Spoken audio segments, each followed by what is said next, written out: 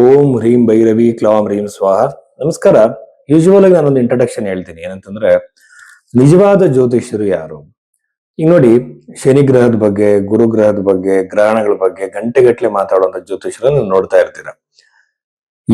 ಇವರು ಯಾವುದೇ ಒಂದು ಪದ್ಧತಿನ ಅನುಸರಿಸ್ಲಿ, ಅವ್ರು ಜಮೀನಿನೋ ನಾಡಿನೋ ಇನ್ನೊಂದೋ, ಬಟ್ ಏನ್ ಮಾಡ್ಬೇಕಂದ್ರೆ, ನಿಮ್ಮ ಒಂದು ಡೇಟ್ ಆಫ್ ಬರ್ತ್ ಟೈಮ್ ಅನ್ನು ಅವರಿಗೆ ಕೊಟ್ಟಾಗ ನಿಮ್ಮ ಲೈಫ್ ಅಲ್ಲಿ ಹಿಂದೆ ನಡೆದಿರೋ ಘಟನೆಗಳನ್ನ ಅವರು ಕೆಲವಾದ್ರೂ ಹೇಳ್ಬೇಕಾಗತ್ತೆ.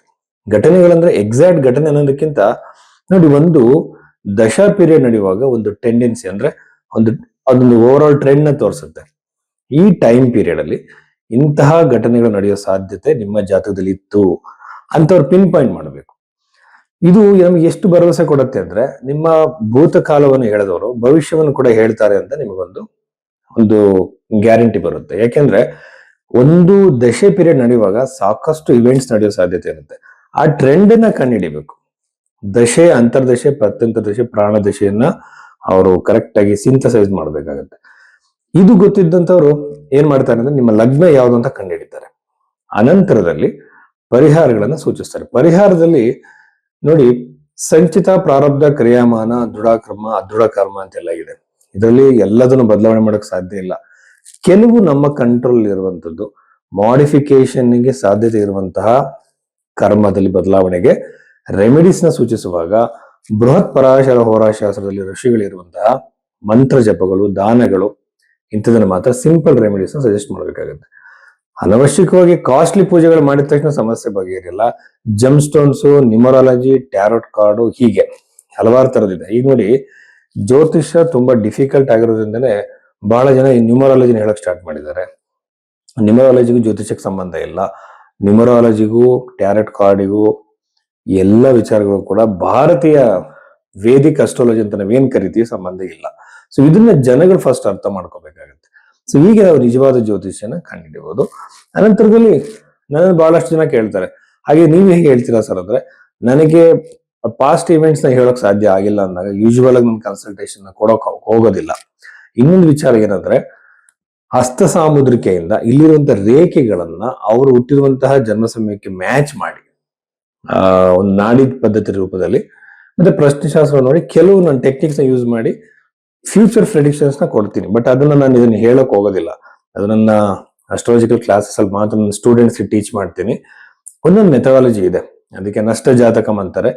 ಅದ್ರ ಬಗ್ಗೆ ಇನ್ನೊಂದ್ಸಲ ಮಾತಾಡೋಣ. ಇಷ್ಟು ವಿಚಾರಗಳನ್ನ ಗಮನದಲ್ಲಿ ಇಟ್ಕೊಳ್ಳಿ. ಜಾತಕ ಇಲ್ಲದೆ ಇದ್ದಾಗ ಹಸ್ತ ಸಾಮುದ್ರಿಕೆಯಿಂದ ಹೇಳ್ಬೋದು, ಅದು ಕೂಡ ಬಹಳ ಬಹಳ ವಿಶೇಷವಾಗಿರುವಂತದ್ದು. ಈ ರೀತಿಯಲ್ಲಿ ನಿಮ್ಮ ಜಾತಕವನ್ನು ತೋರಿಸಬೇಕಾಗಿದ್ರೆ ನೀವು ಭೈರವಿ ಆಸ್ಟ್ರೋದಲ್ಲಿ ನಿಮ್ಮ ಒಂದು ಕನ್ಸಲ್ಟೇಷನ್ ಬುಕ್ ಮಾಡಬಹುದು.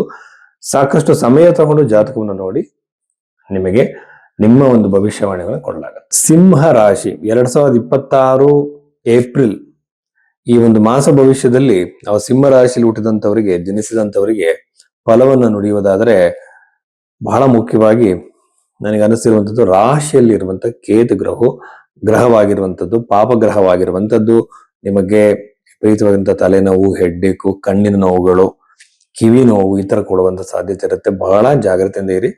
ಇದೆಲ್ಲ ಮ್ಯಾನೇಜಬಲ್, ಕಡಿಮೆ ಆಗೋಗುತ್ತೆ. ಬಟ್ ನಿಮ್ ಟೆಂಪ್ರರಿ ನಿಮ್ಮನ್ನ ಅದು ಡಿಸ್ಟರ್ಬ್ ಮಾಡಬಹುದು. ಸಪ್ತಮ ಭಾವದಲ್ಲಿರುವಂತಹ ಪಾಪಗ್ರಹಗಳು, 7ನೇ ಮನೆಯಲ್ಲಿ ಕುಜಗ್ರಹ ಇದ್ರೆ ಅದು ಏನಂತ ಹೇಳ್ತೀವಿ ಅಂತಂದ್ರೆ ಪಾಪಗ್ರಹ, ಅದು ಕುಜ ದೋಷ ಅಂತ ಹೇಳ್ತೀವಲ್ವಾ. ಹಾಗೆ ಪಾಪಗ್ರಹಗಳು 2-3 ಇರುವಂತದ್ದು ಕೆಲವರಿಗೆ ಸಂಬಂಧಗಳು ನೋಡ್ಕೊಂಡು ಹೋಗಿರ್ತಾರೆ. ಸಡನ್ ಆಗಿ ಅವರು ಯಾವ್ದು ಫೋನ್ ರಿಸೀವ್ ಮಾಡಲ್ಲ, ಅಥವಾ ಏನೋ ಒಂದು ರೀಸನ್ ಹೇಳ್ಬಿಡೋದು ಬೇಡ ಅಂತ ಹೇಳ್ತಾರೆ. ಆಮೇಲೆ ಎಂಗೇಜ್ಮೆಂಟ್ ಹೋಗೋಣ ಅಂತ ಹೇಳಿ ಸಡನ್ ಆಗಿ ಮನಸ್ಸು ಬದಲಾವಣೆ ಮಾಡ್ಕೊಂತಾರೆ. ನಾನಾ ತರದ ಅನಿವಾರ್ಯವಾಗಿ ಅಲ್ಲದೆ ಇರುವಂತದ್ದು, ಸಡನ್ ಆಗಿ ಆಗಿರುವಂತದ್ದು, ಹಠಾತ್ ಆಗಿ ಘಟನೆಗಳು ವಿವಾಹಿಕ ಜೀವನಕ್ಕೆ ಸಂಬಂಧಪಟ್ಟಂತೆ, ಮದುವೆಗೆ ಸಂಬಂಧಪಟ್ಟಂತೆ ನಡೆಯುತ್ತೆ. ಇದೆಲ್ಲದಕ್ಕೂ ನೀವು ಪ್ರಿಪೇರ್ ಆಗಿರಿ. ಇಷ್ಟು ದಿನ ಬಹಳ ಅನ್ಯೋನ್ಯವಾಗಿದ್ದ ದಂಪತಿಗಳಲ್ಲಿ ಏನಾದ್ರು ಒಂದು ಸಣ್ಣ ವಿಚಾರಕ್ಕೆ ಬಿರುಕು ಬರಬಹುದು. ಅವರಿಬ್ಬರ ಮಧ್ಯೆ ಒಂದು ಟ್ರಾನ್ಸ್ಪರೆನ್ಸಿ ಇಲ್ಲ ಅಂತ ಇನ್ನೊಂದು ವಿಚಾರಕ್ಕೆ, ಅದೊಂದು ದೊಡ್ಡ ಗಹನವಾಗಿರೋ ವಿಷಯನೇ ಅಲ್ಲ, ಅದಕ್ಕೆ ಕಿರಿಕಿರಿಗಳು ಕ್ರಿಯೇಟ್ ಆಗುವಂತ ಸಾಧ್ಯತೆಗಳು ಇರುತ್ತೆ. ಸೊ ಹೀಗಾಗಿ ಸಪ್ತಮ ಭಾವ ಅತಿ ಹೆಚ್ಚಾಗಿ ಡ್ಯಾಮೇಜ್ ಆಗಿರೋದ್ರಿಂದ ವೈವಾಹಿಕ ಜೀವನದಲ್ಲಿ ಕೇರ್ಫುಲ್ ಆಗಿರ್ಬೇಕು. ಬಿಸ್ನೆಸ್ ಪಾರ್ಟ್ನರ್ ಕೂಡ ಅಲ್ಲೇ ಬರ್ತಾರೆ. ಪಾರ್ಟ್ನರ್ಗಳ ಜೊತೆ ನೀವು ಬಿಸ್ನೆಸ್ ಮಾಡ್ತಿದ್ರಿ, ವ್ಯವಹಾರಗಳನ್ನ ಮಾಡ್ತಿದ್ರಿ, ಇಷ್ಟು ದಿನ ಅದು ಇರ್ಲಿಲ್ಲ, ಈಗ ಇದ್ದಕ್ಕಿದ್ದಂಗೆ ಇಬ್ಬರ ಮಧ್ಯೆ ಮನಸ್ತಾಪಗಳು ಬರಬಹುದು. ಸಪ್ತಮ ಅಂತಂದ್ರೆ ಒಂದು ಪದವಿ, ಹಾಗೆ ಸೋಷಿಯಲ್ ಮೀಡಿಯಾ ಕೂಡ ಅಲ್ಲೇ ಬರುತ್ತೆ. ಇಷ್ಟು ದಿನ ಚೆನ್ನಾಗಿರುತ್ತೆ, ಏನೋ ಒಂದು ನಿಮಗೆ ಕಾಂಟ್ರವರ್ಸಿ ಬಂದ್ಬಿಡುತ್ತೆ. ಈ ರೀತಿಯ ಸಾಧ್ಯತೆಗಳೆಲ್ಲ ಸಿಂಹ ರಾಶಿಯಲ್ಲಿ ಹುಟ್ಟಿದಂತವರಿಗೆ ಈ ಒಂದು ತಿಂಗಳಲ್ಲಿ ನೆಗೆಟಿವ್ ಆಗಿ ನಡೆಯುವ ಸಾಧ್ಯತೆ ಇರುತ್ತೆ. ಅಷ್ಟಮದಲ್ಲಿ ಸೂರ್ಯ ಒಳ್ಳೇದೇ ಅಲ್ಲ, ಅದು ಬೃಹತ್ ಪರಾಶರ ಹೊರಶಾಸ್ತ್ರದಲ್ಲಿ ಋಷಿಗಳೇ ಹೇಳಿದ್ದಾರೆ. ವೈವಾಹಿಕ ಜೀವನದಲ್ಲಿ ಬರುವಂತ ಸಮಸ್ಯೆಗಳನ್ನ ಮಾತಿನಲ್ಲಿ ಬಗೆಹರಿಸಿಕೊಳ್ಳಿ. ಪ್ರಾಪರ್ಟಿ ಖರೀದಿ ಅತ್ಯುತ್ತಮವಾಗಿದೆ. ಎಸ್ಪೆಷಲಿ ಕಟ್ಟಿರುವ ಮನೆಯ ತಗೊಳ್ಳುವಂತವ್ರು, ಸೈಟ್ ಪರ್ಚೇಸ್ ಮಾಡಬೇಕು ಅಂತ ಓಡಾಡ್ತಿರೋರಿಗೆ ಖಂಡಿತವಾಗಲೂ ಒಂದು ಒಳ್ಳೆಯ ಶುಭ ಸಮಾಚಾರವಾಗಿದೆ, ಅನುಕೂಲವಿದೆ. ಖಂಡಿತವಾಗಲೂ ನಿಮಗೆ ಅಲ್ಲಿ ಒಂದು ಎಲ್ಲ ತರದ ಒಂದು ವಾತಾವರಣ ಅನುಕೂಲಗಳು ನಿಮಗೆ ಒದಗಿ ಬರ್ತವೆ. ಆಮೇಲೆ 11ನೇ ಮನೆಯಲ್ಲಿ ಇರುವಂತಹ ಗುರುಗ್ರಹದಿಂದ ವಿದ್ಯಾರ್ಥಿಗಳು ಅತಿ ಹೆಚ್ಚು ಪ್ರಯತ್ನವನ್ನ ಮಾಡಬೇಕಾಗತ್ತೆ. ಬಟ್ ಅಷ್ಟೇ ಲಾಭವಿದೆ, ಅಷ್ಟೇ ಪ್ರೋಗ್ರೆಸ್ ಇದೆ. ವಿದ್ಯಾರ್ಥಿಗಳಿಗೆ ಖಂಡಿತವಾಗ್ಲೂ ಅನುಕೂಲ ಆಗುತ್ತೆ. ವಿದ್ಯಾರ್ಥಿಗಳು ಅಂತಲ್ಲ, ಯಾರ್ಯಾರು ಒಂದು ಈಗ ಹೊಸ ಜಾಬ್ಗಳಿಗೋಸ್ಕರ ಕೋರ್ಸ್ಗಳನ್ನ ಎಕ್ಸಾಮ್ಗಳನ್ನ ಬರೀತೀರಾ, ಅವರು ಗೌರ್ಮೆಂಟ್ ಎಂಪ್ಲಾಯೀಸ್ ಆಗಿರ್ಬೋದು, ಪ್ರೈವೇಟ್ ಆಗಿರ್ಬೋದು, ಇಲ್ಲಿ ಪ್ರೋಗ್ರೆಸ್ ನಿಮ್ಗೆ ಖಂಡಿತವಾಗ್ಲೂ ಇದೆ. 11ನೇ ಮನೆಯಲ್ಲಿರುವಂತಹ ಗುರುಗ್ರಹ ಅತಿ ಹೆಚ್ಚು ಲಾಭವನ್ನ, ಜ್ಞಾನದಿಂದ ತಂದು ಕೊಡೋ ಸಾಧ್ಯತೆ. ಟೀಚಿಂಗ್ ಪ್ರೊಫೆಷನ್ಸ್, ಪ್ರೊಫೆಸರ್ಗಳಾಗುವಂತವ್ರು, ಟೀಚರ್ಗಳಾಗಿರುವಂತವ್ರು ಯಾರ್ಯಾರು ಇದ್ದೀರಾ ಅವರೆಲ್ಲರೂ ಕೂಡ ಶುಭ ಸಮಾಚಾರ, ಉದ್ಯೋಗದಲ್ಲಿ ಪ್ರಗತಿಯನ್ನು ನೀವು ನೋಡ್ತೀರಾ.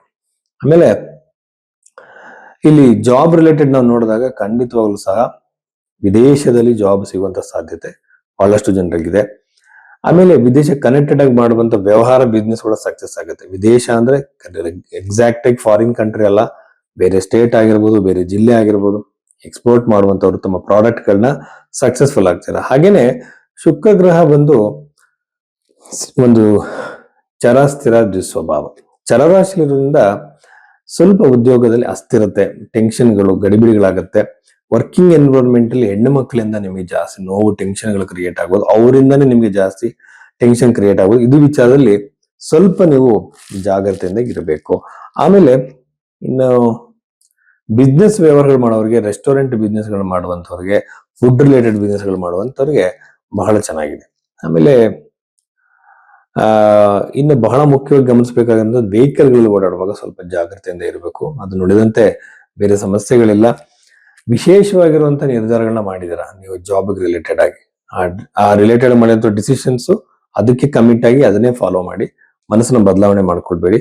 ಮದುವೆಗೆ ಸಂಬಂಧಪಟ್ಟಂತೆ ಕೆಲವು ಡಿಸಿಷನ್ಸ್ ನೀವು ಮಾಡ್ಕೊಂಡಿದ್ದೀರಾ, ಇದ್ರ ಕಡೆ ಕೂಡ ಗಮನ ಇರಲಿ. ಇಷ್ಟು ವಿಚಾರಗಳು ಸಿಂಹರಾಶಿಯವರಿಗೆ ಸಂಬಂಧಪಟ್ಟಿದ್ದು.